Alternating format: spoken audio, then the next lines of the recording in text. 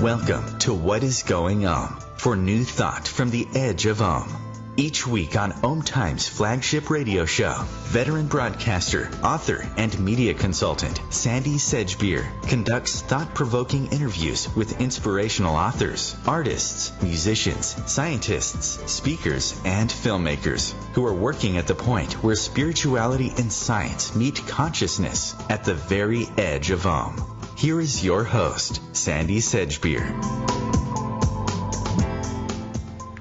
Hello. As we ride the powerful waves of change occurring in our economic, social, political and physical environments, as we witness many acts of suppression and division perpetrated by power-hungry world leaders, governments, politicians and greedy corporations, as our jaws drop in disbelief at the horrifying hubris of presidents and prime ministers whose blatant cheating, lying and willful disregard for the planet and its people make travesties of the words leader. Two questions arise among the many that are urgently demanding answers. How do we forgive the unforgivable?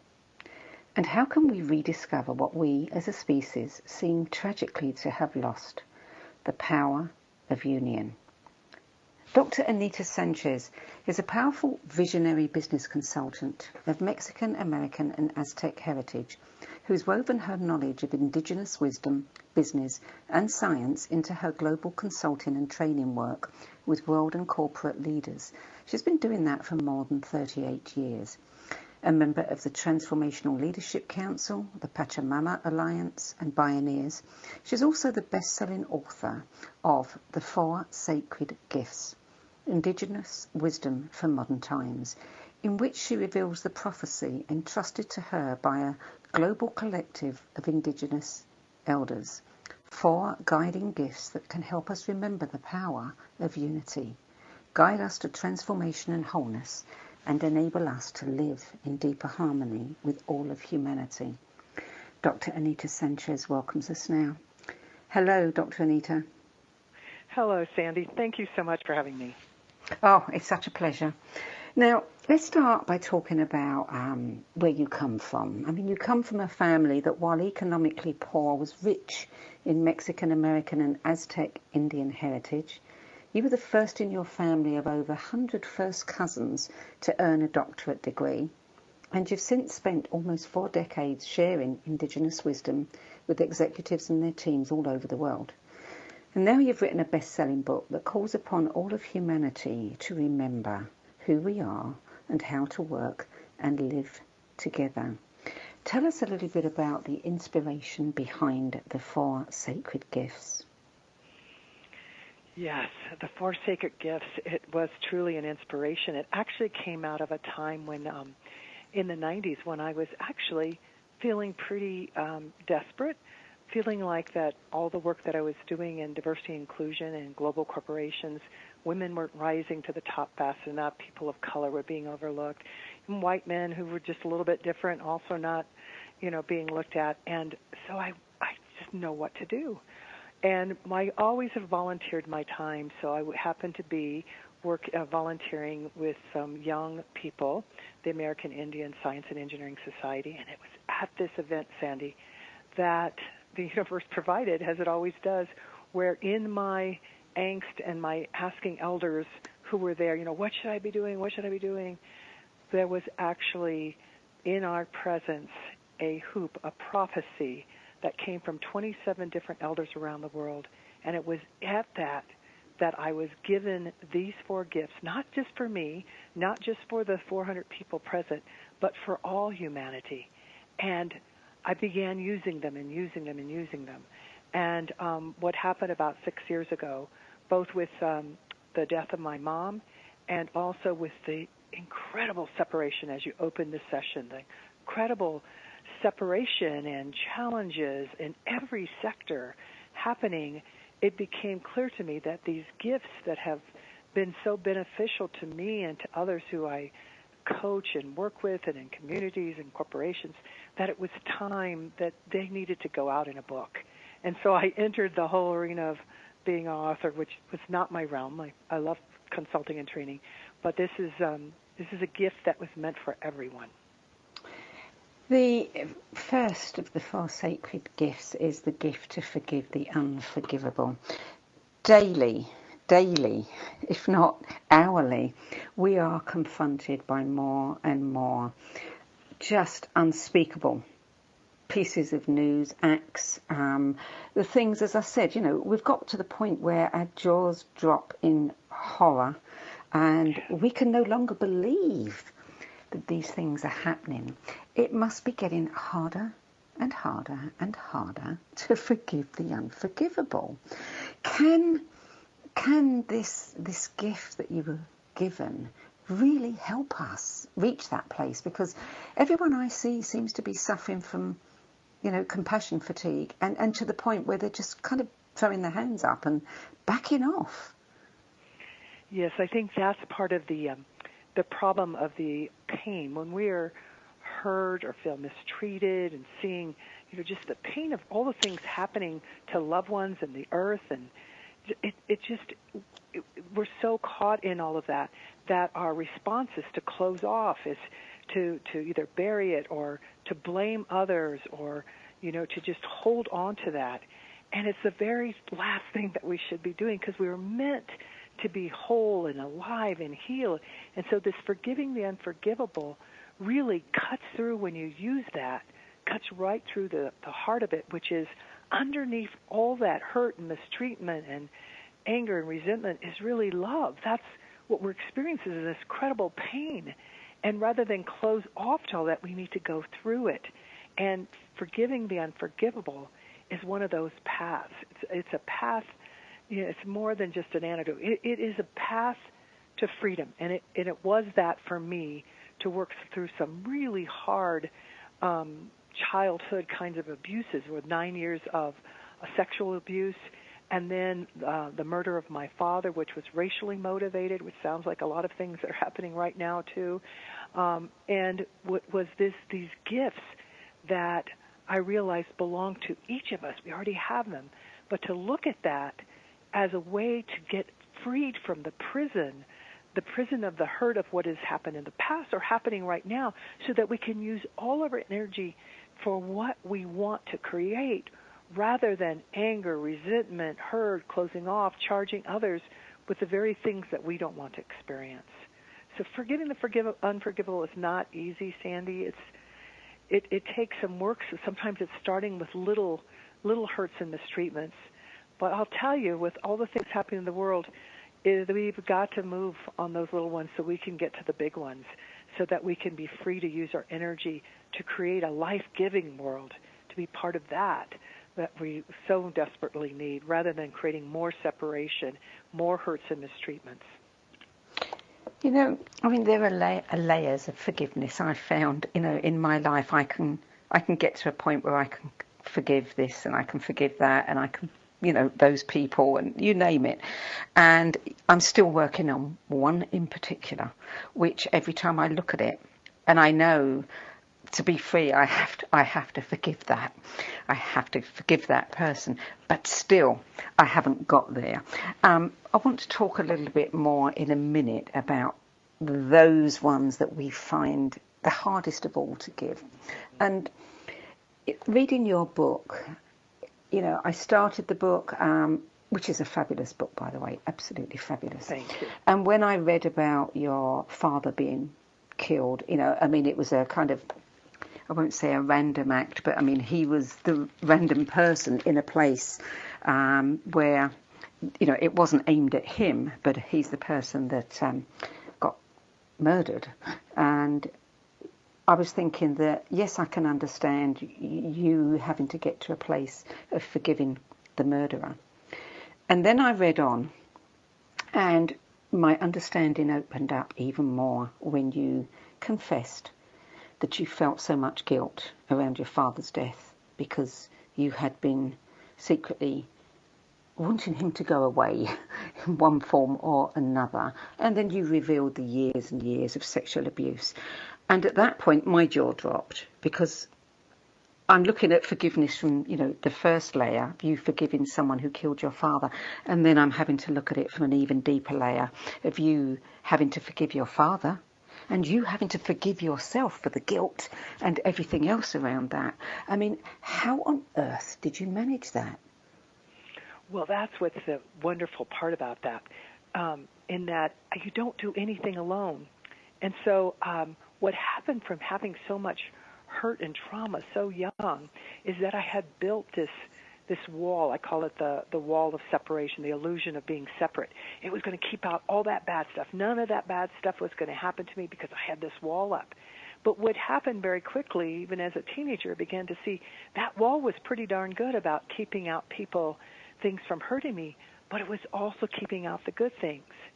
And so as I began to feel that it actually, the anger, the hatred, the hurt, the resentment does nothing to the other person. I mean, at that point, the murderer of my father was in a prison for a lifetime. My father was dead. So all of this stuff going on in me was actually hurting me. And what I realized is that I really want to love myself and find that I am worthy. And others were starting to see things in me that I had forgotten, because here's the thing about pain, and it's so much of it is happening right now for so many people, is that I began to identify myself with my pain. So I am, an abused child. I am the victim of abuse. I am the daughter of a murdered father, race-related. I am not any of those. Those are circumstances, not easy ones, tough ones, that I experience. But who I am is a whole human being, worthy of love, being loved, and loving others. I'm a spirit as well as physical and emotional, and what happened is that I realized that this gift, when these elders get reminded, because it's really remembering, because we all have these, but reminding me of this gift, and to use it, is that it really began to open up and drop this illusion of separateness, began to open up to realizing that it was imprisoning myself, that all this energy being used in holding on to things that had happened years before was not doing anything about that, but just locking me up from being present to use my energy for now, present to make choices out of the now. And if I could say, another part of this was so important to me. I had the wrong idea about forgiveness, and maybe others are brighter about this, but I really thought if I forgave, that somehow, again, because I identify with it, that I would lose myself. That's who I was. I also thought that forgiveness meant that I forget, and then that I was weak or even disloyal to other women who have experienced this, or maybe even experiencing it now, the abuse, or, just on and on, all these false things about forgiveness. Because forgiveness really is understanding that I am worthy of being loved and loving. I am worthy of using my energy for the here and now and for what I want to create, and not be locked up into what did or did not happen in the past. And as I began to love myself, to show myself that I was worthy of far more than just always looking backwards, is that it also made the whole process of forgiving the murder of my father and ultimately my father himself. And what I think about, 41 years old murder, mistaken for a black man, where earlier that day a black man and white man had a fight, and the white man returned and fired 3 bullets through his head and killed him on the spot. He was 41 years old. Yes, he did horrific behavior. I do not, at all condone his behavior. However, he never got to reconcile his life. And as an adult, I realized he may never have reconciled his life. But for me to be filled just with all of that angst and anger does not serve me. And, I truly do wish him well. If there are other lifetimes, and I know people have different beliefs about that, but that I really do forgive him. But that forgiveness does not mean that I don't still seek to change systems and structures that are, unfair and hurtful to people. It doesn't mean that I don't create and collaborate with other people of all races and cultures to find our connection, to remember that we are all one world, we're one human race, we're all beings that are worthy of love. And so it's just that power to forgive the unforgivable. I say it's just one of the strongest gifts. And these elders whose spirit told them, use these four. This one I use every day. So be compassionate with yourself. I hear you saying you still have one, and I want the listeners to be compassionate with you. As we can be compassionate for ourselves, we also then fill our cup to have more compassion for others. As we continue to do this and forgive the little things, I truly have seen and experienced from the C-suite down into the communities on different parts of the world, people are able to get free. And I'll tell you, every day waking up with that freedom of no longer saying, I am, the survivor of sexual abuse, or I am the survivor of my father being murdered, race, all this. Instead, I am a whole human being who does still fail at times, but I recognize it so fast because I'm using the gifts. And this gift is just so powerful. So have some kindness for yourself. And what I found is just continuing to practice. Sometimes it's on the little things, but do that. But just keep practicing. And you find, there's just so many supports for us to be able to be wholly alive and being able to create the kind of positive change, the kind of world we want for our children, the others' children, all species' children. And, that's a powerful place to stand. I enjoy each day, even with all the challenges. So all the facts to the contrary, forgiving the unforgivable is possible. I've seen it so many times, and it needs to be awakened in all of us. Beautifully said. You're listening to What is Going On. I'm Sandy Sedgbeer, and my guest today is transformational leadership and corporate consultant Dr. Anita Sanchez, whose best-selling book, The Four Sacred Gifts, Indigenous Wisdom for Modern Times, shares the prophecy and wisdom of the elders and their timely message of unbreakable connection. We'll be back with more from Dr. Anita Sanchez after this break.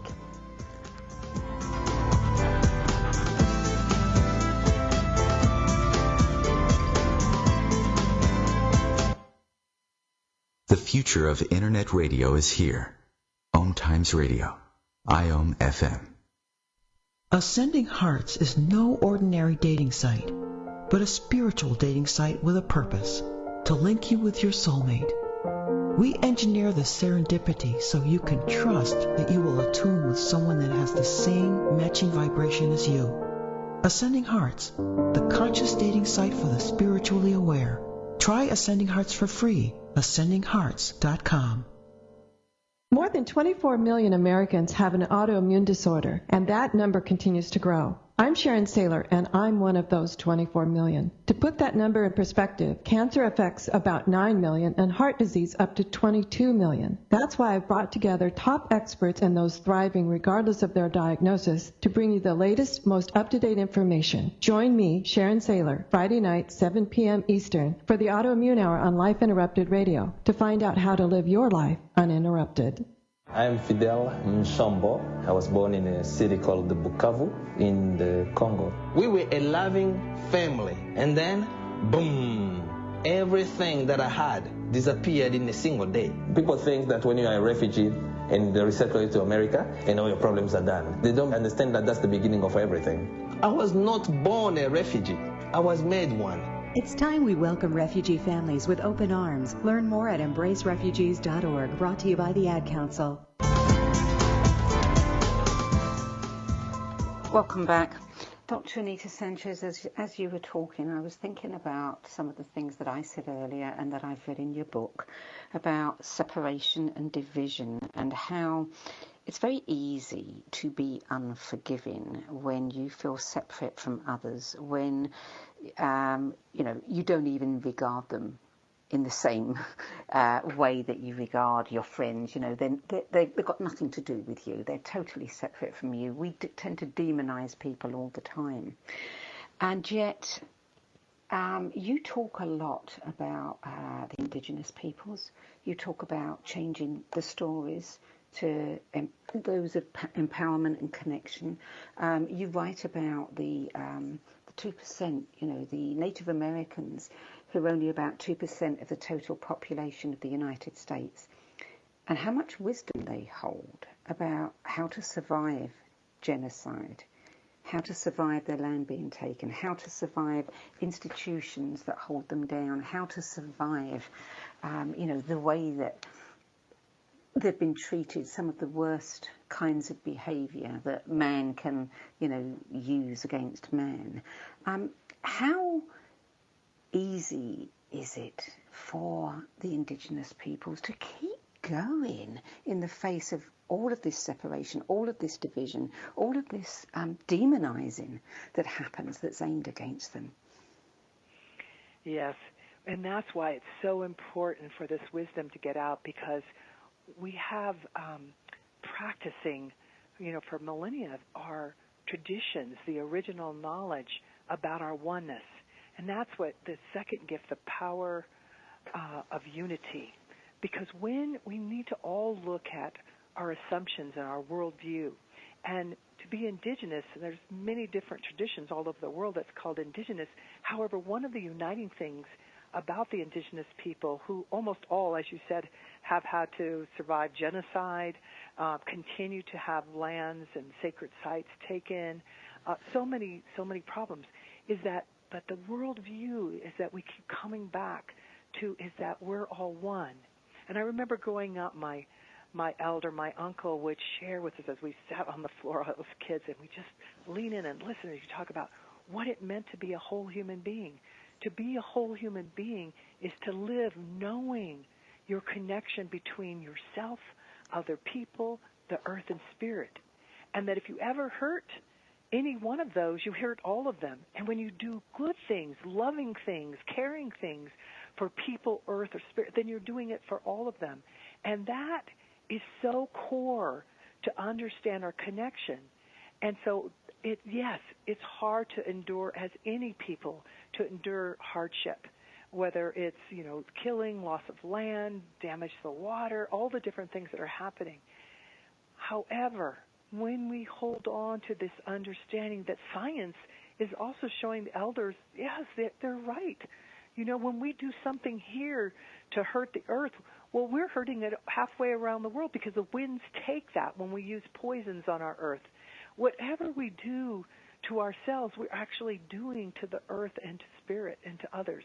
So when you have that, then I won't say it's hard. It actually is an energy source, this unity. Because even talking to you right now, I know, yes, I'm focused on you and the questions being present for your listeners. However, I know if every breath I feel gratitude for the trees, the plants that transform the carbon that I send out into oxygen that I can breathe, that I hear your messages that you're sending out, have been doing for some time. None of us are alone. We have so much support. So when you know that you're part of the web of life, not separate from, when you realize you're part of the earth, when you realize that whether it's in institutions, organizations you're a part of, rather than separate and aside, it gives you strength and energy to continue going forward, even when there are challenges. And clearly when there are good times, it's great. So that ability, I don't want to make light of it. Yes, it's challenging. However, what other choice is there but to be a life? We get to choose every moment to be a life-giving source or not. So we can be good medicine to each other, and good medicine is anything that helps put in alignment the spiritual, mental, emotional, and physical. Anyone or anything. So that means every single one of us get to be good medicine. And, of course, bad medicine is anyone or anything that puts any of that out of alignment. And so in every moment, we get to choose that and have all the support of the web of life. When you come from that worldview, yes, things are hard, but it doesn't stop you. Instead, You're pulled just like, you're just pulled and compelled to move forward. And the other final thing I want to say on that question is that the other thing that was taught to us, not only and continues to be taught about being one, being connected, all our relations, is that we also make decisions looking 7 generations out. Can you imagine if we made every decision thinking about how will this impact 7 generations out?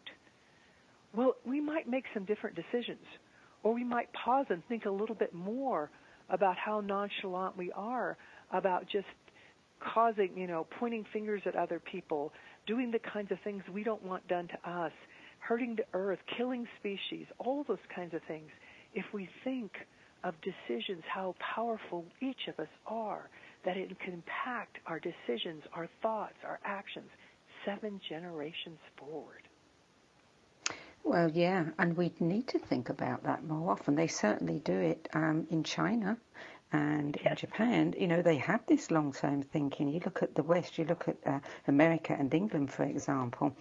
A party may be in for 4 years. What can they possibly accomplish? What do they care about what they accomplish in just 4 years? They're going to move on after that to something else. We need to be thinking about generations upon generations to come. Yes, and when you think of yourself as part of the web of life rather than separate, it's just me, then you of course do think about that. And that's not at all to be Pollyannish and to say we don't sometimes make faulty decisions or we realize, oof, that was wrong, but we can correct. We don't have to just stand, because it's about me and I don't want to look wrong or I want to look, or I'm protecting myself. All this stuff, we can just drop these walls of separation, really understand and really link with other people. I mean, when I was in the depths of feeling all the hurt and mistreatment from my early years and then from the loss, the murder of my father and all this stuff, it was so hard. That was hard. Once I stripped away that illusion, re-looked at my worldview, saw the gifts and the abundance, the gratitude then started flowing about everything that's here, even though I grew up very poor, just seeing all the other gifts. I had the elders there all the time teaching me. I had, just so much great teachers in school and in museums and libraries that I could go and explore and dream about other worlds that may not have the kind of pain I was experiencing.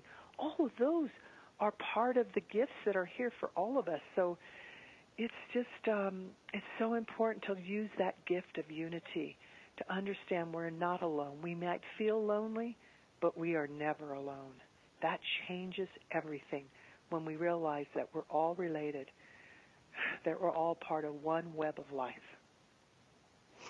You have a doctorate in organizational development, which you bring to your role as a consultant, trainer, and executive coach working with global leaders and teams to promote positive change in the workplace. What was it said in your book somewhere? I think I read the words, when the world gets divisive, you help companies become inclusive. How do you do that? And how are some of these big corporations, many of whom have done things that are not exactly ethical, how are they responding to what you're trying to teach them? Right. Well, of course, with those that I do work with, I'm not going to say across huge corporations it's everyone. I'm known for being quite honest. However, there are leaders at various levels inside of organizations who do see that part of the businesses aren't these separate entities. There's the problem. Human beings created these entities, and human beings can bring the humanity back into them. So I do see people, leaders, taking hold of these 4 gifts. Every single one of them, clearly unity to how to more effective work with teams, people from different nationalities, women, men.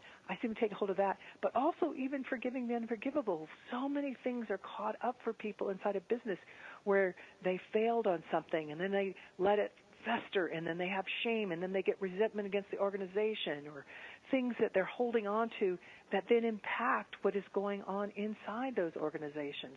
So actually I have found all over the world when I've taught the 4 gifts, when I've incorporated them in both individual coaching as well as team and whole transformations of cultures, people get it.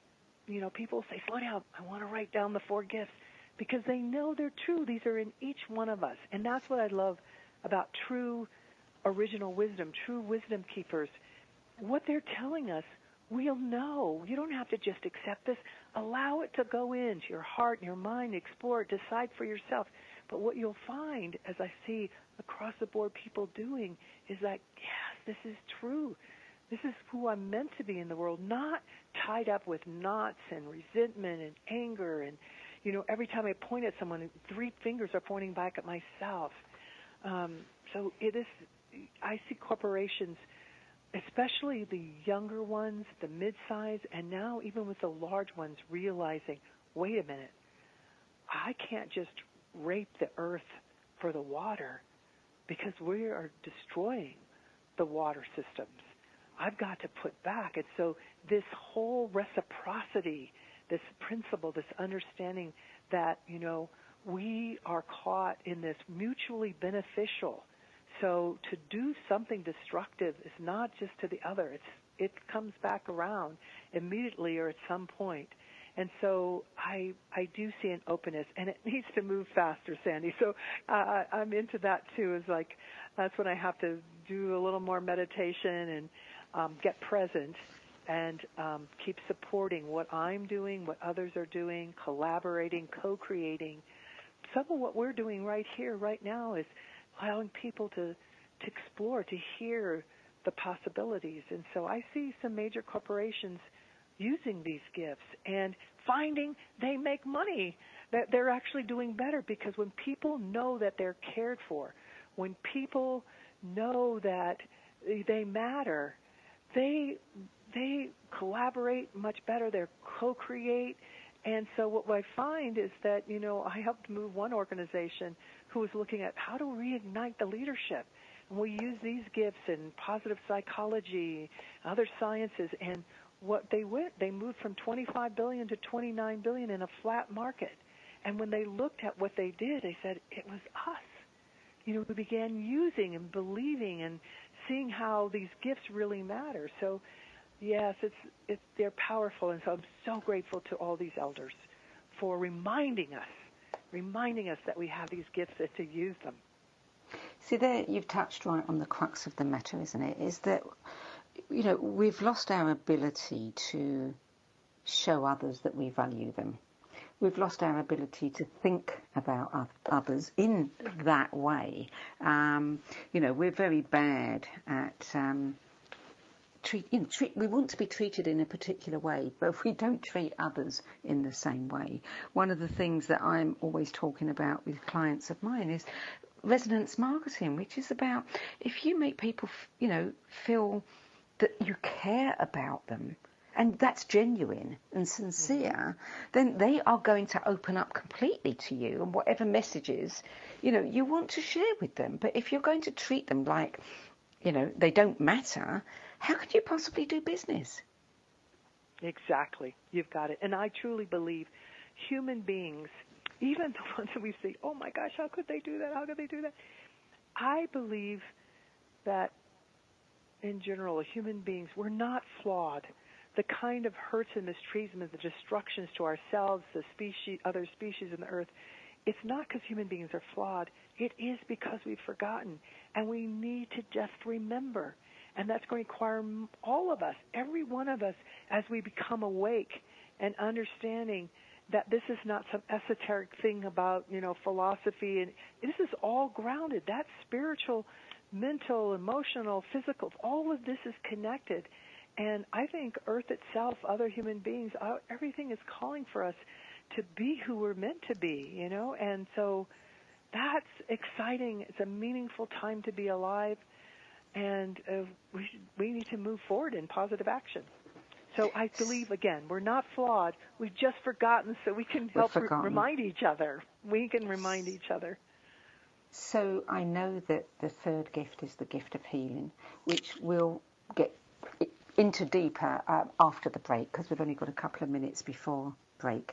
But how do you, when you're in corporations, when you're talking to business people, many of whom may start off the meeting not even wanting to be there, but having to be, how do you begin to teach them to remember who they are? Where do you start? Yes, there's 4 basic elements of healing that I've found from Indigenous. Lots of different methodologies are used, which maybe we'll get into later.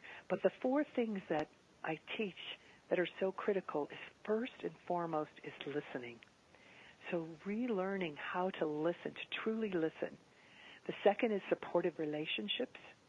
The third is unconditional love. And the fourth that's present in lots of the healing methodologies that I've seen in studying and working with Indigenous people from different parts of the world is committing to positive action. So it's not, the healing process requires moving forward, listening, supportive relations, unconditional love, and then moving. The GPS system doesn't work. It's like, okay, I'm here. Why is it? You have to move. So we have to move towards what we want to create, to the healing for the healing process to happen. So I spend a lot of time helping people really listen to each other. Sounds very simple, but listening really is something. It requires keeping your mouth quiet. It requires, slowing down your own mind and your own stories. I'm not saying turn it off. These minds are very difficult to manage. However, when we really listen with the softest part of our ear and the softest part of our heart, we begin to connect with that other in a deeper way. And in that process of connecting, we can heal ourselves, heal them, create environments in workplaces where people really are listening to each other. And then it becomes, everything is possible. When we really hear each other, then we can create. And I don't mean that everyone's going to agree with everything they heard when they listen, but if we can give the dignity to every human being that they're worthy of being listened to, that changes things. When someone knows that you truly have heard them, you've listened to them, then they're more willing to take a step too to listen to you and what is happening to you. And that we're not seeing happening as it should be, both in the larger politics as well as inside our homes and inside the workplaces. So listening is a powerful, foundational piece for the healing process to happen. Absolutely. You're listening to What is Going On. I'm Sandy Sedgbeer, and I'm speaking with visionary speaker, author and change agent Dr. Anita Sanchez about her book, The 4 Sacred Gifts, Indigenous Wisdom for Modern Times. We'll be back with more from Dr. Sanchez after the break.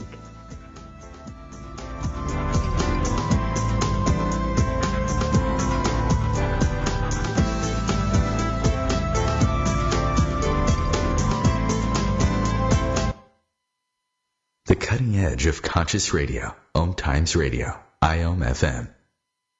Being a radio host on IOM FM allows you to build your show on a rich platform with the power of the internet to fulfill your outreach goals and connect with a very specialized and global online audience, unlimited by time and distance. OMTimes Radio will provide you with web relevance, a recognizable conscious brand, and with the standard of excellence that has accompanied every single OMTimes endeavor. Host your show with OMTimes Radio Network. My name is Victor Furman. Some call me The Voice. I've always been fascinated with human nature, spirituality, science, and the crossroads at which they meet. Join me Wednesdays at 8 p.m. Eastern on OMTimes Radio, and we'll explore these topics and so much more on Destination Unlimited.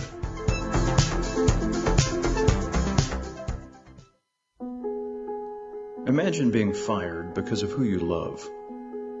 Imagine being denied medical treatment because of who you marry. Imagine being evicted because of who you are. Millions of Americans don't have to imagine this. They have to live it. Because in 31 states, it's legal to discriminate against LGBT people. Get the facts at beyondido.org. Brought to you by the Gill Foundation and the Ad Council. Welcome back. Dr. Anita Sanchez, over and over again as we're talking, the word that goes through my mind is understanding. You share a story in your book of one particular company that you went into, and I think that there were higher executives and, working people, and some of the working people were of a particular culture, and nobody really understood one another. And it wasn't until they had the opportunity to learn more about each other and why they behaved or, took certain actions, did things in the way that they did, that they began to build that bridge between them, the bridge of understanding. This is the bottom of it all, isn't it? Is that we've lost our ability to understand one another, to accept our differences. There you go. It's accepting the differences, and the way you accept them is you have to listen and look them and not judge them as negative, but really just listen and be curious. So it's shifting that from a judgmental point of view to a curious. And when we listen, when we truly are listening, what is we're saying to the other person, whether they're of a different race or culture, is that you matter. How you see the world, what you need matters, just like my needs matter. But you matter enough. Right now, I'm going to be silent and listen to this, listen to you.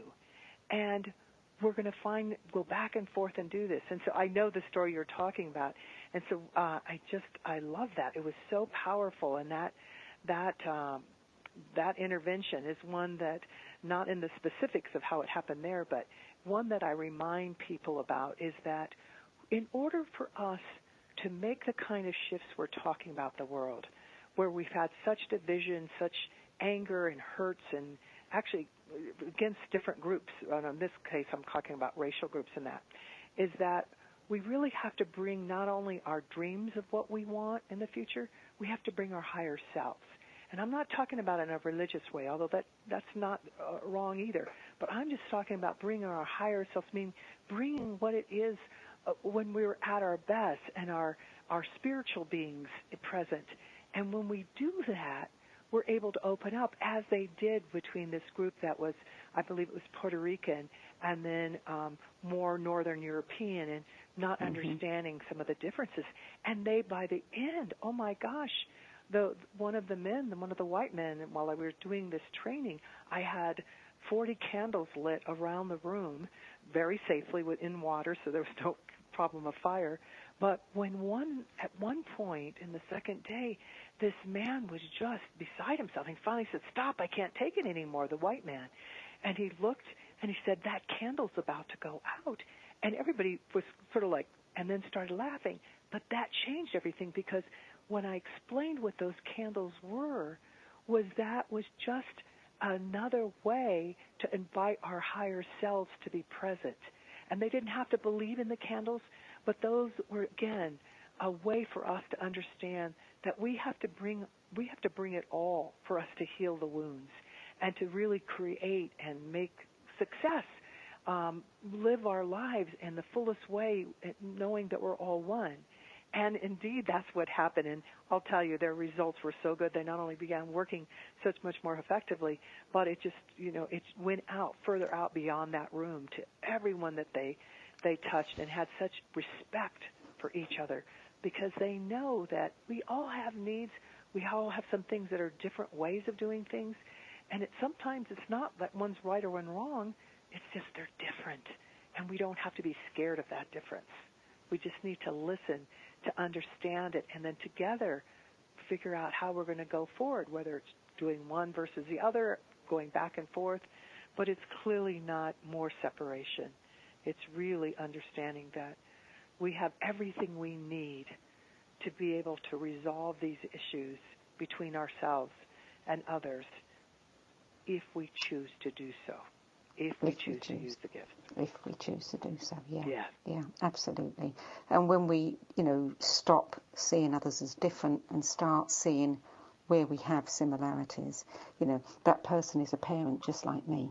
That person has children that they love, just like I love my children, etc. Instead of looking at all the things that the skin colour, the job that somebody does, the country they live in, the way they speak, all of those things that we allow to divide us. Yes, exactly. And so what I found in my work, again, every time I see separation, I look, what is the reason for this separation? What is my underlying assumption? So it changed my work decades ago because I teach diversity and inclusion. I help people fall in love with each other in the workplace and in the communities. But what I found out in that process is not just teaching about the differences, it's teaching about the similarities. We've got to hold it all. We have the capacity as human beings, as whole human beings, to hold our similarities and our differences. And with that, we're really then treating each other with the dignity, the innate worthiness that we all deserve. And then we can move forward. It's it makes it so much easier to move through then all the divisions and things that we've had when we really take a hold of all of it, similarities and the differences. So what is, we have the 4 gifts, and the final gift is hope. One could be forgiven for thinking maybe the world has lost its hope. But clearly, there are people like you, and there's the prophecy, and there are all of the elders and everybody who is doing something to change the world for the better. So there must be hope. What have you noticed in regard to hope over the nearly 40 years that you've been traveling the world, speaking to all kinds of people about this? Yeah. Well, what I have found is it truly is an energy source. And I know there's writers now and scientists and social scientists say, oh, give up on that hope stuff. That just has people sit back. Well, they're talking about a hope that's very different than the Indigenous wisdom keepers as we talk about hope and use today in the context of today. And for me, it's hope is this innate energy source that allows one to dream, to see through no matter any facts to the contrary, all the difficulties, the possibility, the vision of something else. That's what this whole prophecy came from, was this vision and the Spirit saying, use these 4 gifts. So when we have hope, when we choose to use hope, because no one can take hope away. And this is what's the amazing thing about Indigenous people I just love about our people, is that even in the most devastating situations, they still have hope. They go, hey, we wake up and we're taught to look at the morning star, which of course is the planet Venus. It's a new day. We're taught to go out and look at the trees and sit on the earth and connect and give gratitude before we drink that glass of water, because we're water.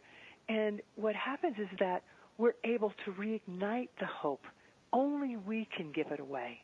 It is an energy source. And so one of the practices that I was taught to do very early was being thankful every day.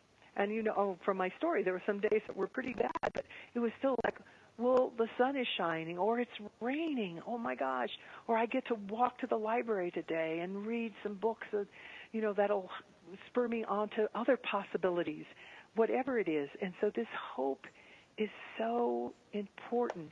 And I am seeing now people acting as if it doesn't exist, that it's a fantasy. It's not. And if we look at all the different things that we've created in technology and science and health, most of those came from a vision, from a sense of, might use the scientific process, but there was some leap in there. I know it's not working, but I'm going to try another test, and I'm going to do another test. And why? Because hope, when you have that hope in you, it pulls you. It's not the work of like pushing a big old boulder up the hill. It actually pulls you towards it. And then you find others. So I think there's a reigniting of hope in action. Not just sitting back, but hope, get in action. And it leads me to a quick story. A friend of mine was with the Dalai Lama a number of years ago, and they were meeting about water issues and just talking in prayer meditation for this weekend in Asia. And at the end of the weekend, the Dalai Lama looked at all of them and said, and this was a good weekend, wasn't it? And they're all like, oh, my gosh, this was so powerful and beautiful. I can't even imagine. I've never spent time with the Dalai Lama. And he said, yes, so you can go away and look back at this and say, oh, yes, wasn't this just a wonderful weekend of meditation and in discussion, or you go out and get into action, and it was more than just a wonderful weekend.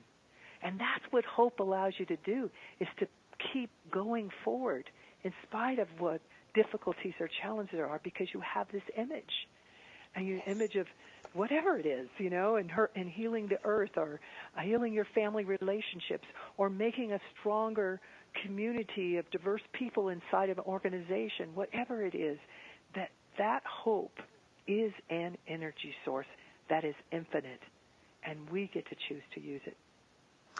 You telling the story of the Dalai Lama reminds me of one of the stories in the book that I want you to share with our listeners, when you were at an event in a hotel and you had an unexpected visitor brought into the room. Tell us about that. Yes. Oh, that was wonderful. Yeah, it was one during when I was doing a 5-day program for corporations, the AT&T, DuPont, and Digital Equipment Corp. And turns out Bishop Tutu was in the building. And so he actually knew what we were doing in that room, and he came down and walked in on the second day in the middle of a lot of race discussions, and it was really getting deep, and he walks in. And, of course, it was post-apartheid, where the Reconciliation Commission had already begun.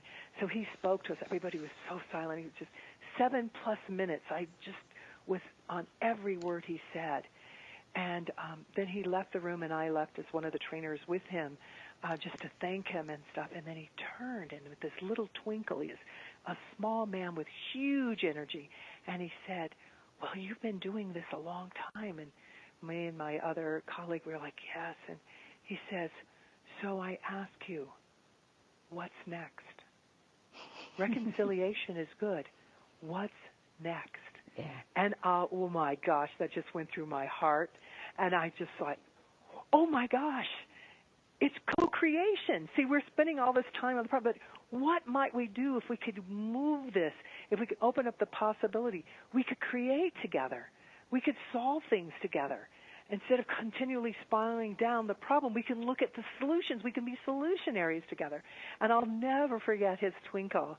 I'm so glad he's still around, sharing his wisdom here and now. But, that was just a powerful time, as you can imagine, for someone who trains in diversity and inclusion, to have Bishop Tutu, a Nobel Peace Prize winner, walk into your room with 70 people and just transformed by his very being as well as his words. And each of us can do that in our way. Each of us have, again, that capacity to be good medicine to ourselves and to each other and the earth. And there are many organisations doing great work. I know that you're a board member of the Pachamama Alliance. You guide journeys into the Amazon rainforest. You take business people and families to learn about their connection to spirit, the earth and indigenous people, and also to build understanding of other cultures and understanding of the importance of preserving those cultures. All of that must give you great reason for hope. But oh, yes. The question... Go ahead. Go ahead. No, please go. No, I said, I just love your interviewing, though, so I didn't want to cut you off. Yes, but what the image got in my head about being there, and what we know about these sacred headwaters of the Amazon, where I've been for 10 years taking people, and Pachamama Alliance has been taking for 20-some years, is that, you could say, oh, that's over there. But, of course, science is letting us know what the indigenous people always knew. No, it's not just over there. It's part of a web of life. And now scientists are saying, okay, biodiversity is so critical. And this one place, these 4 last rainforests are so critical for life on Earth. But this one, the sacred headwaters, every day the canopy of clouds from this rain going in this rainforest, the water that comes off of that canopy is more water than from the start of the Amazon in the Andes to where it flows out into the ocean in Brazil. And that water, that what they call floating rivers, impacts the weather all over the earth. And so when we say we need to understand these cultures who've been preserving this for us, we need to protect this rainforest, it's for all of us. Again, there's no separation what's happening. So you caught me, that image, all of a sudden it's like, oh, I'm so excited that we get to, through the Pachamama Alliance and the Sacred Headwaters Initiative, look at the permanent preservation of that for all humanity, for all humankind, now and future. So we can only know that by listening to the wisdom keepers, opening our own hearts and minds to who we truly are, and making those connections wherever we can to ourselves and to each other around the world. And so I know good things are happening, and there are major challenges. However, when we come together with the hope and action, yes, and have all these different realms coming together, science and the others, we can do this. We as you said, there are many organizations, people, and we can, and we are doing this. Oh, it just makes me excited. The young people is the next image in my head. Just, you see it, Sandy, all the young people who are marching, to preserve the earth and change global warming, and that Greta Thunberg talking, and the trash tag movement. Now, young people taking pictures on Instagram of a mess. People who've just been disrespectful, and then they take a second picture where they cleaned it all up. This is what I'm talking about. No action is too small or too big. It's just about doing whatever is each of ours to do. And then when we do it together, we're even more amazing. And I'm going to have to stop you now, unfortunately, because we're almost at the end of the show. I love your passion. I love your commitment. I love your book. Dr. Anita Sanchez, thank you, thank you, thank you. Thank you. 4 Sacred Gifts, Indigenous Wisdom for Modern Times is published by Simon & Schuster. For more information about the book, visit forsacredgifts.com, and you can watch Dr. Sanchez's TEDx talk, Humanity's Hope, Connecting People, Earth and Spirit, on her website at anita-sanchez.com. I'm Sandy Sedgbeer. Thanks for joining me today, and I look forward to being with you at the same time next week. Till then, it's goodbye from me.